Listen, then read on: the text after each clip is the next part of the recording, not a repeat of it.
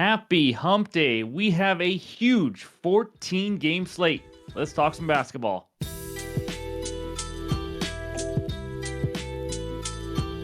What's going on, everyone? Welcome back in to another episode for Just a Bet Outside. I am your host, Steven, and we're back to talk some more basketball. And we have every team playing today except two. That's right. But we had a 2-2 day yesterday. It was so close to a 4-0 sweep. It was crazy. But 32-15 run. Yes, I'm still keeping track of that run because I'm proud of it. Betting can be tough. So 32-15, let's keep it rolling. More on the recap from yesterday in just a little bit. Quick reminders on our videos for the rest of the week. NFL Best Bets video for the Thursday Thanksgiving NFL games. There are 3 of them. That will be out during the day on Wednesday, tomorrow, if you're watching this the night before. So just wanted to let you guys know of that. We will also have a video out Thursday sometime for the one solo Friday NFL game. If you're looking for the normal NFL game bets with trends and the player props videos, the 2 different ones, they will be out Friday. Player props is always out Friday, but the NFL game bets will just be out a little bit later. Instead of Thursday night, it will be Friday. So no NBA games on Thanksgiving. It's all NFL, so there will be no video, obviously. We will try our best to do an NBA video for the Friday slate, but Thanksgiving family plans, we'll try our best. We'll see what we can do. But anyways, let's get it rolling. Of course, any graphics you see in this video will be from an app called OUTLIER, the best player prop research tool out there on the market today. I use it every single day. If you just want to try it out, link is below. You get a 7-day free trial. So let's get into it, and that means it's time for a dad joke. Here we go. If a kid refuses a nap, are they resisting arrest? Yep, pretty corny. In this video, we're going to recap yesterday again, 2-2 day, and then we're going to talk defenses versus the small forward position since it's Wednesday, the good and bad matchups. If you're new to the channel, we do a new position every single day. And then it's Wednesday, which means we talk the G's of threes, the hot shooters, and then the defenses that give up the highest three-point shooting to their opponents. And then we'll finish it with the best bets and the recap. So hit that like button if you haven't already. Leave a comment below. If you're new to the channel, hit that subscribe button as we will probably reach 33,000 subscribers today. Just incredible. So thankful for all of you every single day, taking time out of your day to not only watch, but hit the like button and leave a comment. So let's get into this huge slate, and that means it's recap time. All right, there it is, a ho-hum 2-2 day. We start with Kevin Durant over 30.5 PRAs. It was an absolute blowout because the Lakers stunk up the joint, but luckily Durant came back in after a timeout with 4.5 minutes to go, hit a jumper, and cashed like the legend he is. So that was a nice winner. Keontae George under 6.5 assists. People were freaking out already after the first quarter. He played the entire first quarter, got 3 dimes. He ended with 5. It was actually a no-sweat winner. So gotta love that one, especially at plus 120. Tyler Hero over 25.5 points and assists. Guys, this should have been an absolute easy winner. He missed, first of all, he missed the game winner. He makes it, we cash. It's over. Simple as that. That's how close we were. But he had 23 PAs. He went 8 straight minutes in the fourth quarter without even attempting a shot. That's what happened. And then he finally attempted the shot to win the game and to win our bet, and he did not make it. And then Josh Giddey had a rebound chance at the very end that got messed up due to a foul call, I believe it was. And he had other chances where teammates just missed it. We lost on the hook. We were 1 Giddey RA and 1 Tyler Hero made shot away from a 4-0 sweep. Now, again, that's not me making excuses at all. It was a 2-2 day, but it's nice to know the reads are there, the opportunities were there. Sometimes the ball just doesn't bounce our way, and that's what it is. That's NBA betting. So the under tracker is now 22-10 as we win another under yesterday, 32-15 run. There is the breakdown. We are up 12.99 units. I'm going to round up to 13 on that one. So let's keep this rolling. But before we get to the best bets, let's talk the small forward position. All right, welcome to the rainbow. That's right. We got colors everywhere. Again, every single NBA team is playing except to the Bucks and the Celtics. We got 3 matchups. These are defenses on the left side giving up the most points to the small forward position, and the small forwards over there on the right, the top 10 most points per game on this slide, and then we'll move to rebounds and assists. But again, small forward is an interchangeable position. Sometimes they're shooting guards, sometimes power forwards. It's just that kind of basketball now, so take that for what it is. But Blazers giving up the most points to the small forward position. They are facing Benedict Mathurin, 18.3 points per game. Nuggets giving up the second most, facing Lauri Markkanen, averaging 20 a game. And the Raptors facing Brandon Ingram, who is averaging 23 a game. But again, check to see if he plays. Check to see if his teammates play. That team is just a mess in general. And then there's all the rest of the teams and players. The only one not in green is Jaylen Brown because the Celtics do not play. So take a screenshot. That's the points.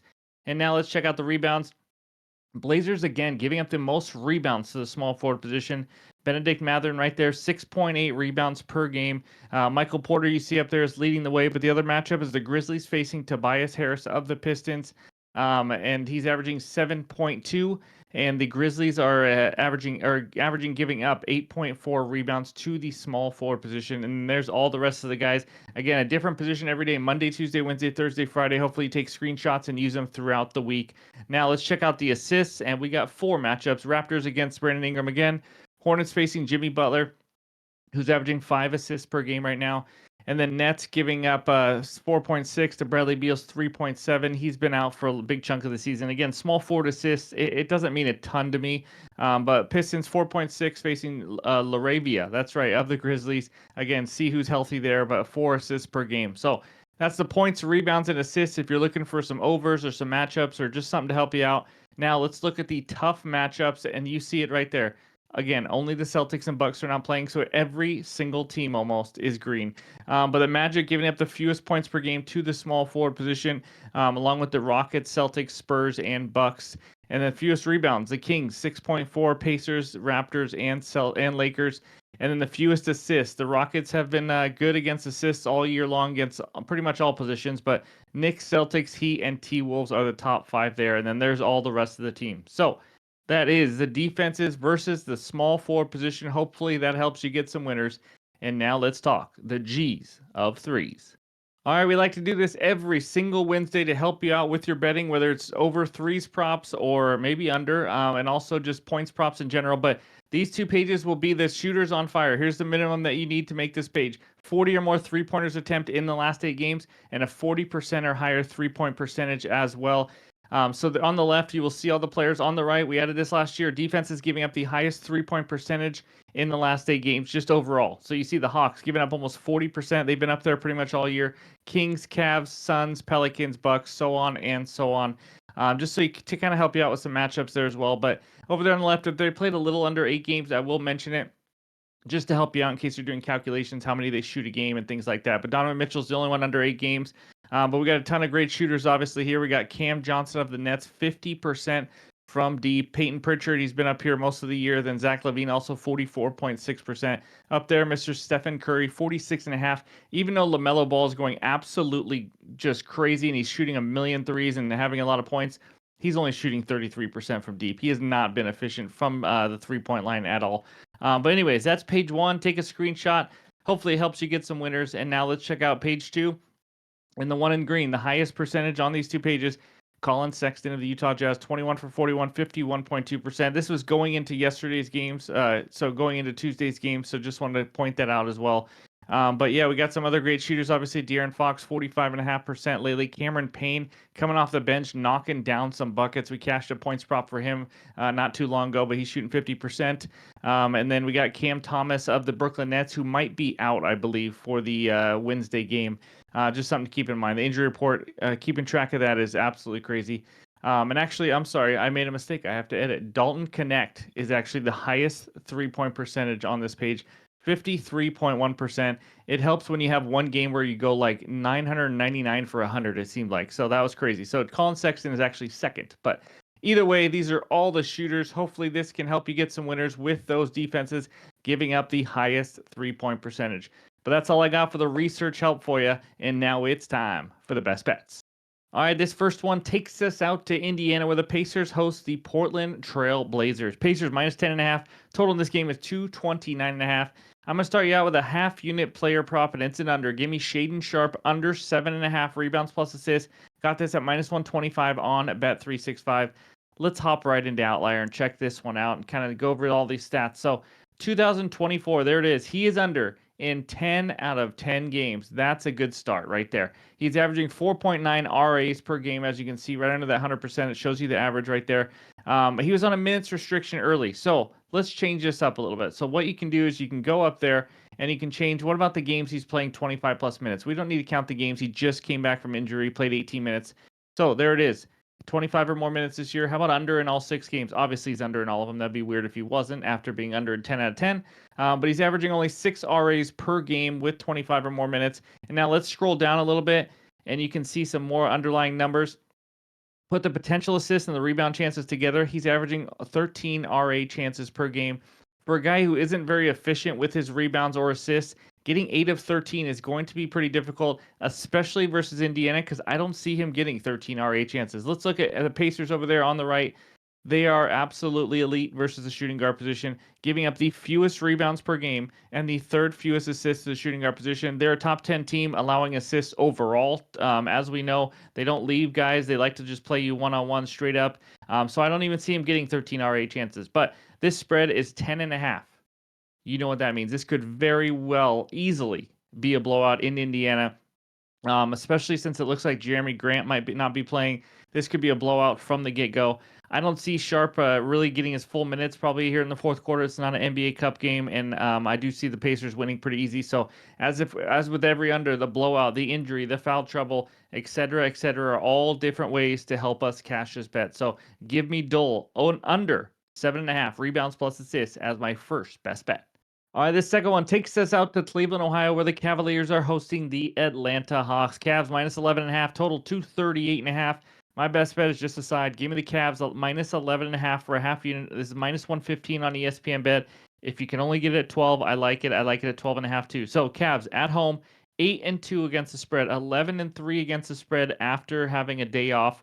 They have taken care of these weaker teams at home. Overall, 7 of their 10 home wins have been by 12 or more points. That's pretty impressive. And one was missed, like they won by 11, just to point that out. So they smoked these teams at home, especially weaker teams. Beat Toronto by 14, beat the Pels by 28, Hornets by 14, Bulls by 18. They know how to get the job done. This Hawks defense is just not a good defense. 20th overall in defensive rating.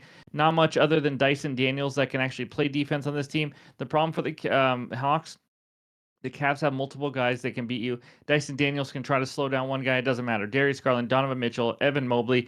They got guys everywhere. And as you saw earlier, the Hawks giving up the highest three-point percentage in the NBA. They leave guys open consistently when you watch their game. You know what the problem with that is? The Cavs are the number one three-point shooting team in the NBA. They have the highest percentage at 41.5%. No other team in the NBA is even at 40%. Hawks also give up the most points off turnovers to their opponent. Cavs are a top 8 team in points off turnovers. This is a terrible matchup. We know this even without the stats. The Cavs are a much better team. I'm going to keep it simple. I expect a blowout here by the Cavs. So give me the land minus 11.5 as my second best bet. All right, this third one takes us out to Golden State or San Francisco. I guess technically the Warriors hosting the Oklahoma City Thunder. Thunder -2. Total in this game is 228.5. I have a player prop. His lines are moving everywhere right now, so I'm going to give you all the lines I like, but my best bet is Isaiah Hartenstein over 12.5 rebounds plus assists. Saw this at minus 130 on Bet365. This is a one-unit play for me. So if you cannot get 12.5, here's other bets I like. I still like the 13.5 if you can get close to even money. I still like the Steiner over 9.5 rebounds. I like him over 20.5 PRs, 24.5 PRAs. I could have literally chosen anyone. If you want to do a sprinkle on a double-double at good plus money, I don't mind that either. I think he has a big game. So there's all the options for you. Let's talk about it now. He's only played 2 games with the Thunder this year. That's it. But he's the same guy as we saw last year. He is cleaning up the glass. In those 2 games, he is averaging 12 rebounds on 18 rebound chances. He is a guy who gets probably 65% of his rebound chances into rebounds. That's how good of a rebounder he is. Assists, he had 7 total, 3 and 4 in the first 2 games on 10 potential assists. As long as we get 3, we're going to be good in this one. But honestly, he has a chance to go over with just rebounds alone. Let's talk the matchup. Warriors giving up the second most rebounds to the center position at 17.1 per game. This is an absolute dream matchup. He should clean the glass here. Also, bottom 10 for assists for what it's worth for the center. But it's just his second game back where he in his second game back, he played 31.5 minutes. You love to see that. They are ready to throw him right into the fire in the starting lineup and playing big minutes. So overall, it's pretty simple here. Obviously, we only got a 2-game sample size, but we saw last year he is an incredibly great rebounder. He has been for the last couple of years. I expect close to 20 rebound chances in this one, which means he could get 12, 13 rebounds. Again, you could just do rebounds on its own. You could do double-double because I think he can score here, although the Warriors have been better at limiting centers to points. But he could get some offensive rebound putbacks, things like that. So he had against the Warriors last time, he had 14 RAs in only 25 minutes. Yes, it was for the Knicks. Just wanted to point that out, though. I like all things Steiner. So give me the Steiner over 12.5 rebounds plus assists for 1 unit as my third best bet. All right, this fourth and final one takes us out to Dallas, Texas, where the Mavericks host the New York Knickerbockers. Knicks minus 3.5 with a total of 234. It's going to be my last bet on the video. This slate is so huge. It's overwhelming, but I'm going to have more plays in the morning. So be sure to check pin comments, X, and Discord. This is a half unit play. Give me OG over 24.5 PRAs at minus 125 on DraftKings. This guy has been on an absolute roll lately. After the first 4 games of the season, where let's face it, the whole entire Knicks team was just trying to figure out its identity, the roles on the team, and things like that with Cat there. Since those 4 games, he is now over this line in 11 of his last 14 games, averaging 27.6 PRAs in these last 14 games. His volume has absolutely skyrocketed as he has become a bigger part of the offense. He's becoming more aggressive. He took 19 and 23 field goal attempts in his last 2 games. That is insane for a guy with a 24.5 PRA line. He scored 27 and 40 going over in just points alone, taking 12 and 7 threes. I am not expecting him to take 12 threes, but he is a guy who has just been shooting the ball well. It is what it is. He's known for that. He's shooting 42% from the 3-point line so far. He's averaging just under 15 RA chances the last few games as well. He's facing a Mavs team. It's about average. I'm going to say it's just an average matchup. But overall, Dallas is just not a great rebounding team, so I think he can add some rebounds here. OG's actually done better on the road, averaging about 1.5 to 2 PRAs on the road. He's over this line in 6 of 8 road games this season, or in his last 8. I expect this to be a competitive game. You see the point spread, it's 3.5. I think he's going to play well. He's going to become more involved. Mikal Bridges just hasn't found his role, his groove yet with this team. So after Jalen and Cat, and when you watch Jalen play too, he's a guy who likes to pass the ball a lot more. He's not just trying to score 35 a game. He's become a much better distributor that helps obviously OG and Cat and all these guys. So I'm going to ride the hot hand for a half unit. Give me OG1 Kenobi over 24.5 PRAs as my fourth and final best bet before we get out of here. Let's check out the recap. All right, there it is. The 4 best bets so far. Sharp under 7.5 rebounds plus assists, half unit. Cavaliers minus 11.5. Also like it at 12, minus 115 for a half unit. And then Hartenstein, the 1 unit play so far, over 12.5 rebounds plus assists. I also like a sprinkle on his plus money double. And there's a lot of other lines I like that we just talked about if you did fast forward just to this part. And then Anunoby over 24.5 PRAs for a half unit. There will be plays coming. This slate is overwhelming. There's so much to dissect and to analyze and research and all that. So be sure to check the pin comment on X and on Discord for those added plays. But thank you guys for watching. I appreciate all the support. Again, no NBA games at all on Thanksgiving. We will try our very best to get a video out on Friday, but we got a couple NFL videos coming out on Thanksgiving as well. So thanks again. Hope everyone has a great Wednesday, and we'll talk to you soon.